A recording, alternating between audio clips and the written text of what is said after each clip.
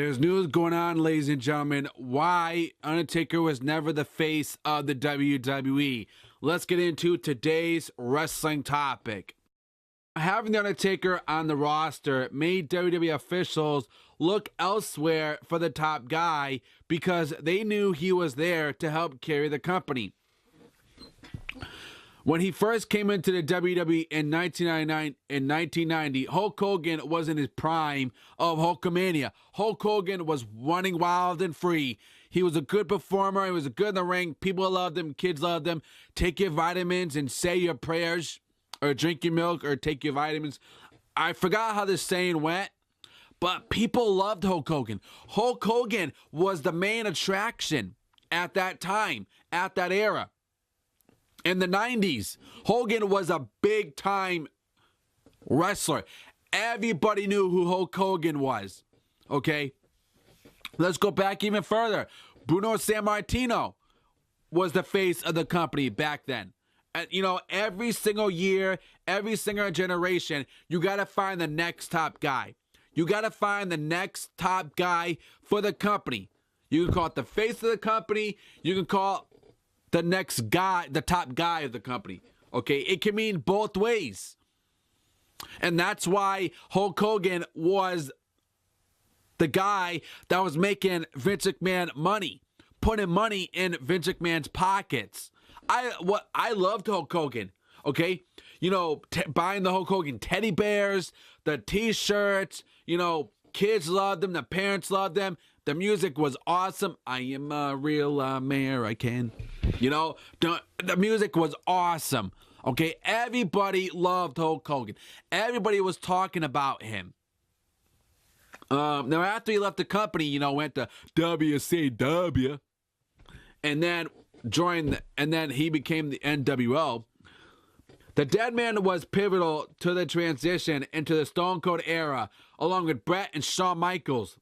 Now, WWE officials just listened to the fans at that time, which that's good because nowadays the WWE doesn't listen to us. When they say that that WWE listens to the fans, they don't listen to us. They don't care about us. The WWE Universe. You call us the WWE Universe, but when we want something, you don't do it. Okay? That whole Divas Revolution thing, you started trending, it ain't go nowheres. It was just something for the WWE fans for us to talk about. That's all it was for. Just to get publicity off something that we could talk about that's never going to happen. And they did that too. And it ain't go nowheres at that time when, you know, they were talking about it. When it was trending, it ain't go nowheres. So that now he did carry that company while Austin and The Rock and Triple H, you know, they were the top guy of the company. Austin was blowing up, man. Austin was literally blowing up at that time. You know, I mean, I loved Austin coming out every night, but Undertaker was the guy who got me interested in watching wrestling. Like, I'm going to keep watching this. You know, this dark character, you know, that's coming out all the time with the dark music and the, you know, the cowboy hat and the cowboy attire and this dark, creepy music. And it drew me in. I had a lot of interest in this guy. And I was like, one day Undertaker will be the face of this company. Okay, now you know you had the Batista era. You had the John Cena era. Every generation, they look for that next top guy. And in my opinion, I think that Undertaker could have been the top guy of the WWF. Okay, he was definitely marketable for the WWF. He had the look. He had everything.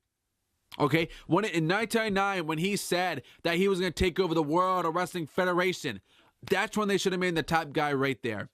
Okay, that Ministry Taker, that would have worked perfect, in my opinion, to be the face of the company. It would draw people in on it, you know, it would draw money in, you know, it would work. It would, in my opinion, it seriously could have worked to have Undertaker be the face of the company because he had everything. Okay, for a business standpoint, they chose to have Stone Cold be the guy because Vince knew that Austin was going to make Vince money. But I would have done it. I would have had Taker be the. I imagine having, Austin and Undertaker at WrestleManias. Taker main eventing pay-per-views in the Attitude Era. That would have been great. But they did Rock and Austin, which I respect those. I love those feuds, man. I love Austin vs. Rock. I love those feuds. And then 2000, Triple H came around and he started to be the face. But they never, ever gave him that push. They had major opportunities to make Undertaker be the face of that company, and they didn't want to go in that direction and do it. They said, well, after Austin's it, after Rock is it, we're going to make Triple H be the next guy and be the next top star, the next top guy, the next top face of the company, which is Triple H. And he did too. But they never did Taker. So where WWE they had a chance to do it into the top spot. However, the combination of Batista, Brock Lesnar, Triple H took WWE into the John Cena era, who eventually takes us to the present day. On paper, WWE officials found a role for The Undertaker, and it didn't stop working, which was, they did the streak thing that Undertaker had. But you let me know in the comments below, man. Listen, I have no problem with Stone Cold being the face of the company or the top guy. I respect that. I have no problem with that. But in my strong opinion, Taker could have been the next top guy as well, instead of just Rock and Austin.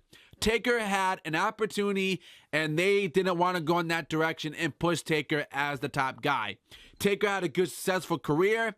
He had a feud with Stone Cold Steve Austin. I loved it. It drew me in. I had a lot of interest in it. Okay? Taker's voice, his mic skills, and everything. The guy had the full package. And they just didn't want to roll with it. But he carried the company on his back like Broken Matt Hardy did with Teen Impact Wrestling. And that's why I have a lot of respect for The Undertaker. He didn't want to be the top guy. He just wanted to carry the company while Austin and Rock were blowing up as the top stars. Taker would be the guy on the bottom just carrying on his back to make sure Vince was happy every single week. So let me know in the comments below. Should Taker have been the face of the company like Austin and Rock and Triple H? Let me know in the comments below. Articles below. Click the thumbs up button as well. Follow me on Twitter at The Talk Show 101. The link will be below. And I'll see you guys on the next topic. Subscribe. Articles below.